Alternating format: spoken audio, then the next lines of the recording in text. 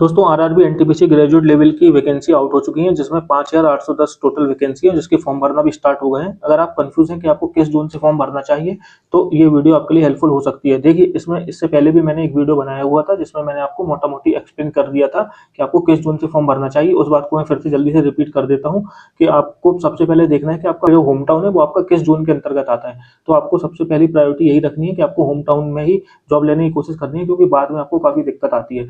लेकिन अगर आप देखते हैं कि जो आपका होम टाउन जिस जोन के अंतर्गत आता है, उसमें वैकेंसी काफ़ी कम है या फिर ना के बराबर है, तो फिर आपको मूव करना है अपने होम टाउन के आस-पास जो जोन आता है, उस जोन में आपको फॉर्म भरने की कोशिश करनी चाहिए। लेकिन आपको लगता है कि आस-पास भी काफ़ी कॉम्पिटिशन है, काफ़ी कम चांसेस हैं सिलेक्शन के, तो फिर आप मूव करेंगे दूसरे जोनों की तरफ। अब ये जोन डिपेंड कर सकता है या फिर वेरी कर सकता है कि आपकी रिक्वायरमेंट क्या है, कि आपकी सिचुएशन क्या है, कि आपको क्या-क्या प्रॉब्लम है, कि आप कहाँ पे सर्वाइव कर सकते हो, कहाँ पर आपको दिक्कत नहीं होगी। हो सकता है कुछ-कुछ लोग होते हैं जिनको साउथ जाने में कोई दिक्कत नहीं होती है, वो कहीं पे भी जॉब कर सकते हैं। कुछ लोग होते हैं जिनको नॉर्थ में रहने की आदत होती है, वो नॉर्थ में ही जॉब करना चाहते हैं। तो हर किसी इंसान की सिचुएशन अलग-अलग होती है, तो उस सिचुएशन के अकॉर्डिंग ज़ोन चूज़ करना काफ़ी इम्पोर्टेंट टास्क है, क्योंकि देखो ऐसा हर बार होता है और इस बार भी होगा। जैसे 2 दोस्त हैं, ए और बी, पता चला ए के नंबर आ रहे हैं 80 मार्क्स और उसको कोई भी पोस्ट नहीं मिलेगी, और जो बी होगा और उसके अगर नंबर 76 या 77 भी आ रहे होंगे, तो उसको लेवल 6 की टॉप पोस्ट मिल जाएगी।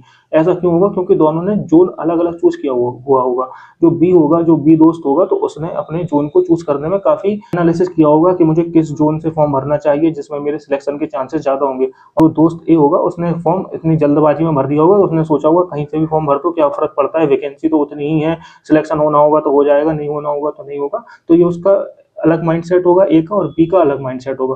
बी ने स्ट्रैटेजी बना के और अपना पूरा एनालिसिस करके फॉर्म भरा होगा, तो उसका सिलेक्शन श्योर शॉट हो जाएगा, और ए ने बिना स्ट्रैटेजी के फॉर्म केवल भर दिया होगा कि अरे सिलेक्शन होना होगा तो कहीं से भी हो जाएगा, नहीं होना होगा तो नहीं होगा। तो ये सबसे बड़ी गलती होती है। हालाँकि देखो, मेहनत तो दोनों में करनी पड़ेगी। तो मेहनत तो अगर आप कहीं से भी फॉर्म भर रहे हैं, तो मेहनत तो अच्छी खासी करनी पड़ेगी, क्योंकि वैकेंसी काफ़ी कम है। तो कट ऑफ आप देख रहे हैं आजकल तो काफ़ी ज़्यादा जा रही है। मेहनत करने के साथ-साथ अगर आप अपनी एक स्मार्ट अप्रोच लगा दें, थोड़ा-सा एनालिसिस कर लें कि मुझे किस ज़ोन से फॉर्म भरना है, या फिर आप किसी से सलाह ले लें कि किस ज़ोन से फॉर्म भरने से आपके चांसेस मैक्सिमम हो जाएँगे, तो वो आपके लिए अच्छा डिसीजन होगा। क्योंकि बाद में फिर आपको रिग्रेट नहीं होगा कि काश मैं अगर उस ज़ोन से फॉर्म भर देता तो मेरा सिलेक्शन हो जाता, ये इस ज़ोन से मैंने गलत फॉर्म भर दिया, तो ये आपको बाद में रिग्रेट ना हो। तो इसलिए अभी आप अपना पूरा टाइम लगा के एनालिसिस कर लीजिए और अपना पूरा मूल्यांकन कर लीजिए कि आपको किस ज़ोन से फॉर्म भरना चाहिए, ताकि आपको एक जॉब मिल जाए। आपको अपनी पहले तो प्रायोरिटी सेट करनी है कि पहले आपकी प्रायोरिटी एक जॉब लेना है, या फिर आपकी प्रायोरिटी घर के आस-पास जॉब लेना है। और अगर आपको फिर भी कोई डाउट रहता है, तो आप कमेंट में मुझसे पूछ लेना, या फिर मेरे टेलीग्राम चैनल को जॉइन कर लेना, मुझसे वहाँ पे पर्सनली पूछ लेना, तो मैं आपको बेस्ट एडवाइस दे दूँगा। आप मुझे अपना होम टाउन बता देना और अपनी जो भी आपकी कंडीशन है या फिर जो भी आपकी सिचुएशन है,